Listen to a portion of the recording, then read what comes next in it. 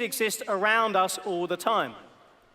Now, here's what is fascinating about human beings. As soon as you take this information in, you immediately start to filter that information. You filter that information immediately it comes in. And I'm going to share with you today something that I promise you that if you listen and absorb and use this information I'm going to share with you, I promise you it will change your life for the better. Because there are 3 hardwired software programs that are hardwired into every single person in this room. And you've never been taught how to use these things. You learned at school, but nobody ever taught you how to run the most important part of you, which is how to think like a successful person. So the first filter pattern that we have is called delete. And what that means very simply is as you notice this opportunity around you, you walk into the vicinity of this opportunity, you literally ignore it almost entirely. You delete it completely. You're doing it all the time, deleting things. In fact, we now know from quantum physics, don't ask me why, but we know that a human being could be consciously aware of more than 1 million things per second that you could put your focus on at any moment. More than 1 million things. But you and I know you're not going to focus on 1 million things at once because your mind's going to get confused and overloaded, clearly. But you have a conscious mind function and an unconscious mind function. So let me point out to you that you're deleting loads of things. You're deleting loads of things all the time. Let me show you how. See, until I mentioned it, until I just put it back into your focus, how much attention were you paying to how your shoe feels on your left foot? I'm getting that was almost nothing. Now I ask you a question. Who's aware of how your shoe feels on your left foot now since I mentioned it? Raise your hand. Right. Now, was the experience of your shoe being on your left foot, was it there before I mentioned it, yes or no? You're right, because you didn't just put your shoe on, did you? But your mind made a nanosecond judgment that said, do I actually need to know how my shoe feels on my left foot right now to function? Of course, the answer to that is to no, so you drop the experience, you delete it, like it's not there. And it's there the entire time, as we've just proved. But in your mind, it might as well not be there at all. Now, okay, you may be thinking, this all sounds very interesting, but come on, Andy, how is this going to put more money into my pocket? Well, how many of you here drive a car? Raise your hand if you drive a car. Okay, now, I want you to go back in your mind to the first time you drove the car that you own now. Go back in your mind, and there you are, close your eyes if you need to. And remember the experience of you driving away from the showroom or the person you bought it from and feeling really significant about yourself and happy, because we like to do that when we drive a new car. Like, yeah, check me out. You do this, don't you? Okay, it's just me then, right? You're driving, check me out, and they go, oh, there's a car over there just like my car. Oh, and there's another one. And there's another one. Bloody hell, there's a lot of these cars are like my car. Who's had this experience? Raise your hand and say aye. Now, were those cars there before you bought your car? Of course. But why would your mind have you pay attention to something that at that time was irrelevant to you? Of course it's not. It's going to delete it. It's irrelevant. And here's my point. My point very simply is those cars that passed you by before that you didn't notice, those were the cars of opportunity. That was a company you could have invested in and bought shares in, like Dell, that now today would have risen, you could be more than a £100,000 millionaire right now, if you'd have done that.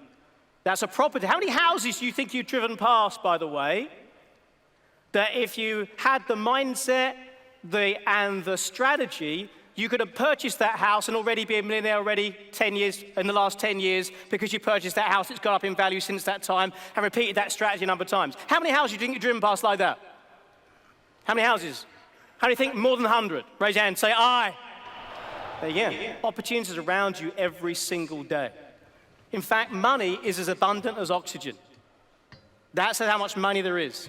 Did you know if you divided up the world's wealth equally between every person on the planet, do you know how much money everyone would have? I'm going to call it all the kids and every person in Africa as well. How much money would everybody have? It's more than £1 million each. There's more than enough to go around. Actually, that leads to a very obvious conclusion, really, if you think about it, doesn't it? If you're not currently a millionaire, what does it mean? Someone's got your bloody money. Right? So what I want to share with you right now is how can you tap in to get your piece? And hopefully, you'll be like Andrew Reynolds, and that you'll become philanthropic and you'll become the sort of person that puts on an event like this, whether it's in your community or elsewhere, and you raise money to give back. Think about that for a moment, because at the end, I'll tell you, when you get loads of money, there's only one thing left, and it's the giving that you give. The joy that comes from contributing beyond yourself in the service of others, that is something, a fulfilling feeling that lasts a lifetime, much more than the Bentley, much more than anything else. Would you agree, team, yes or no? To give Andrew Reynolds a big hand for what he's put on this weekend. It's extraordinary.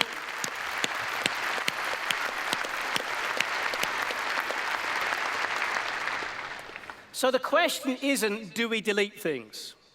That is not the question. We've proven that you delete stuff. The question is, what is it that you're deleting? And therefore, what are you left paying attention to? Now, I do a fair amount of one-to-one work with people from time to time. It's a fairly large chunk of money to work with me personally, over £5,000 to sit down just for a day. But people are pretty committed to come work with me, whether it's changing their mindset, whether it's helping them to do something that makes them more money. And so I sit down and I say, okay, before we start, let me ask you a question. What is it that you really, really want? Yes, and that's about the kind of answer I get from them at the time, actually, I remember. They don't say anything. They don't know. They don't really know what it is that they want. And even if they do start to have a conversation, it's kind of fluffy, it's up in the air, it doesn't really have any timelines to it, they don't feel very certain, there's no energy in this person's body, lots of uncertainty about as they say it. But it was quite interesting, because what they start to do is, rather than tell me what they want, they start to fall into telling me something else instead. So what would that be? Not what they want, but instead what they don't want. Now, I didn't ask them that. I asked them what they wanted. And now they have a list. And by the way, they get very passionate about this list too. And now the energy returns to this body. I felt very curious, how is that the case? Now, how many people here would agree that you're the person you are today as a direct result of observation, imitation, and repetition of other people around you? The people that you've grown up with, that you've modeled, that have rubbed off on you, your family, your friends, and obviously your work colleagues, all these people that influence you to be the kind of person that you are today. Would you agree with that, team, yes or no? Yes. Sorry, yes or no? Yes. Okay, now you've been influenced by individual people, but also culturally how we all behave as well. So maybe you'll think, and maybe you're like me, and maybe like me, you can remember being about 4 or 5 years old. And you're walking home from school, minding your own business, but there you are, walking on a brick wall, about a brick or so wide. And you're happily walking across the wall, balancing, going across the wall, and you get about halfway across. And then for the first time, somebody significant in your life sees you on this wall. And of course, that's fine, because they start using really encouraging, empowering language and words to help you as you're halfway across this wall, right?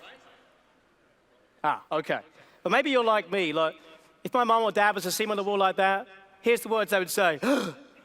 Andy, make sure that you don't. Exactly. Now, what picture do you think little Andy Harrington makes in his head when the information "don't fall" comes into my mind? What picture do I make in my mind? What picture? Yeah, specifically me falling. What emotion do you think immediately follows the picture I just made in my head? What emotion? Sorry, which emotion? Listen carefully to what you just said. Fear. So my most dominant emotion, my most available resource during this task is fear. So I'm more or less likely to walk successfully in the wall. Which one, guys? Less, a lot less. And to compound the problem, I've now got a map in my head of what I don't want, that my most current dominant thought. Now, you and I know that mum and dad did that because they loved you and they wanted you to stay safe. But I came by today to tell you that is not how your mind is designed to work at all. You cannot focus on the thing you're focusing on without focusing on it. You can't think about the thing you're thinking about without thinking about it. Think about that. Simply, it means you can't not something. Here's what I do. Whatever you do, don't do what I'm about to ask you to do, okay? Just don't do it. Okay, so sit up in your seats, because there's a little test. Sit up in your seats. Breathe fully. This is your first test. Don't do what I'm about to ask you to do. Don't think about Gordon Brown now. Okay, be honest. Who made a fleeting picture across your mind of Gordon Brown as I said not to? Raise your hand. Some of you even has heard his voice and that strange thing he does as he finishes his words. Some of you even have feelings about Gordon Brown, didn't you? So here's the point. You and I don't actually respond to the world outside. You respond to that little world you create inside, and that's the key. So what I'm trying to tell you is you've got to know what it is what you want. As basic as that sounds, you must know it with absolute clarity. And here's something else. You better damn well be excited when you think about it. You better be fulfilled and feel totally joyous when you think about that thing. Because just thinking about itself doesn't do it. You've got to have absolute joy when you think about it. That's the key. So that's the first thing that your mind does. Your mind deletes stuff.